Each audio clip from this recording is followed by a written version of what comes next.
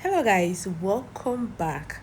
So today we are making oven fish with plantain, both ripe and unripe plantain. Yes, we are making them together. What I have to do is to peel all the plantain back. So after peeling the back, I'll go ahead and season them with all the seasoning. I used salt, oregano, chicken seasoning, and oil. So after that, I stirred it properly and I rub it around the fish. Come to the plantain. I season the plantain with salt. I also rub it around very well. So I pop everything inside the oven for 15 minutes until the plantain is golden brown.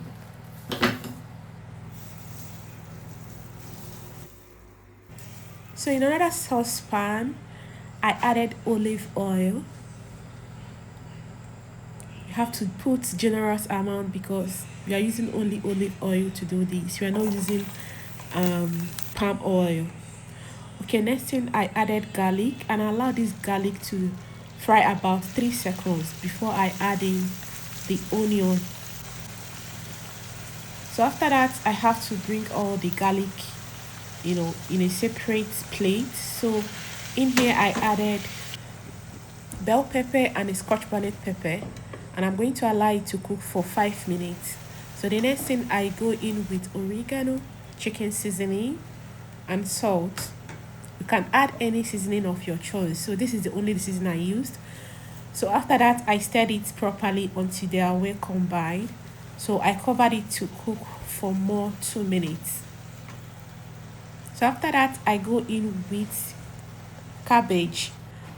This is the main thing my kids requested, a crunchy sauce for unripe plantain. So our food is ready.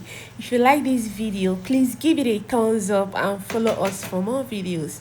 For my old subscribers, thank you so much for always watching my video. If you are new to this channel, you are highly welcome, and do consider follow us for more video and keep watching Chizzy Delish Kitchen.